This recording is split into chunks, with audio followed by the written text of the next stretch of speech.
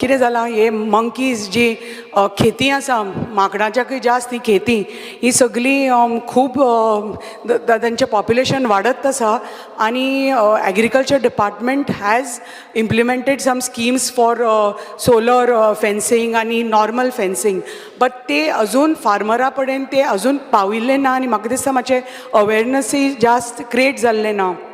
And then we had spoken about some noise pollution, guns and all. But ती अजून the guns are not working properly.